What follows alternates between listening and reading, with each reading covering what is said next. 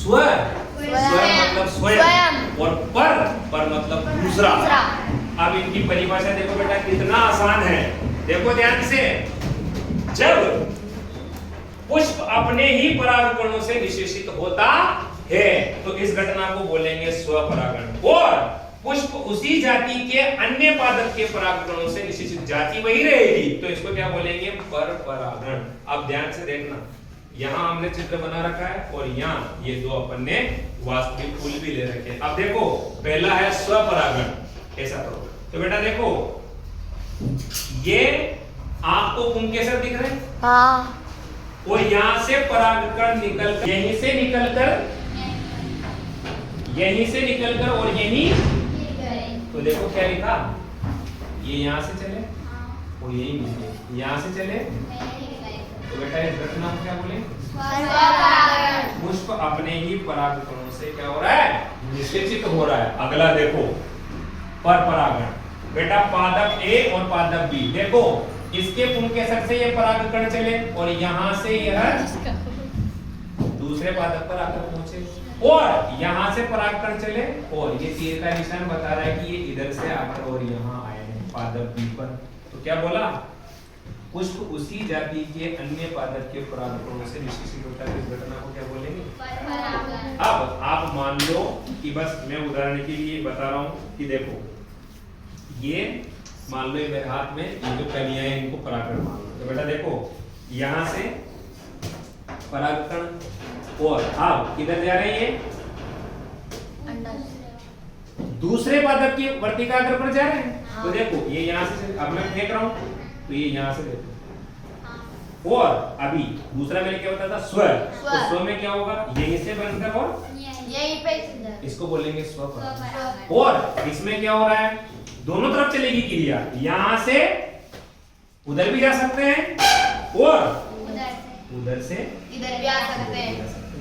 तो बेटा एक पादप के पुष्प के परागकण उसी जाति के दूसरे पादप की वर्तिकाग्र पर पहुंचते तो इस घटना को क्या बोलेंगे अपन, तो देखो जब परागकण एक पादप के किसी पुष्प के पुंकेसर से निकलकर उसी जाति के किसी दूसरे पुष्प की वर्तिकाग्र पर जाते हैं तो इस घटना को क्या बोलेंगे अपन, परपरागण। इसको बोला जाएगा। ये आपके क्लियर है।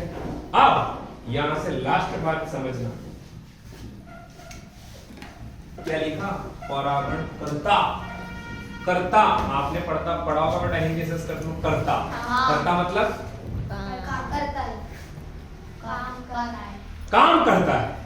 अब आपने देखा होगा बेटा फूलों पर तितलियां और मधुमक्खियां मंडराती हैं। हाँ। क्या पीने आती है बच्चों को, रस। क्या बोलेंगे उसको, क्या, मकरंद या नेक्टर, और इससे फिर वह शहद बनाती है। अब देखो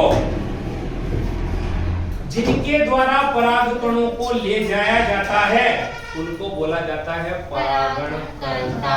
परागकण को कौन लेके जा रहा है उसी आधार पर बेटा इनके नाम बन जाते हैं। देखो अगर हवा उड़ा के ले जाती है तो इसको क्या बोलेंगे, वायु परागण। और बेटा यहाँ पर परागणकर्ता कौन है, वायु। अगला देखो अगर फूल कहाँ है, जल में, तो बेटा वहाँ कौन सी घटना होगी, जल परागण। तो वहां पर अभिकर्ता कौन है, जल। एजेंट कौन है, जल। अगला देखो अगर बेटा कोई कीट, आपने देखा होगा तो जो मधुमक्खी है वह एक फूल से, आप बेटा देखो मधुमक्खी यहाँ पर रस पी रही है, कहाँ रस पी रही है मधुमक्खी, यहाँ पर रस पी रही है, और यहाँ रस पीकर जब ये उड़ी तो बेटा इसकी टांगों पर और शरीर पर परागकण क्या होंगे, चिपक जाएंगे। अब बेटा यहाँ से उड़कर ये कहाँ बैठी, दूसरे फूल पर बैठी, तो इसके परागकण इसकी वर्तिकाग्र पर क्या होते हैं, गिर जाते हैं। तो बताओ परागकणों को अब लेकर कौन गया, मधुमक्खी एक कीट है, तो इस घटना को क्या बोलेंगे, कीट परागण। और कीटों में बेटा सबसे ज्यादा कौन करता है परागण, मधुमक्खी। और अगला देखो बेटा यही काम घोंगा कर सकता है, सांप कर सकता है, रात में बेटा चमगादड़ उड़ते हैं। हाँ। तो चमगादड़ जब एक फूलों का रस पीकर दूसरे फूल पर जाते हैं तो बेटा चमगादड़ भी परागण करता हो सकता है, और तितली हो सकती है, और गिलहरी भी हो सकती है बेटा, और सांप भी हो सकता है। आपने देखा होगा सांप भी पेड़ पे रहते हैं, और यह काम गिलहरी कर सकती है, सांप कर, और घोंगा तो आपने देखा ही है, सबसे अच्छे वालों को दिखाया था घोंगा। तो बेटा घोंगा भी अगर पेड़ पर चल जाता है, एक फूल से दूसरे फूल पे जाता है, तो अगर वो एक जगह से चिपका लेता है परागकणों को, जब दूसरी जगह जाता है तो वो भी क्या कर देता है, परागण की क्रिया कर देता है। तो परागण करता जो क्या करते हैं, परागकणों को एक जगह से दूसरी जगह पर ले जाते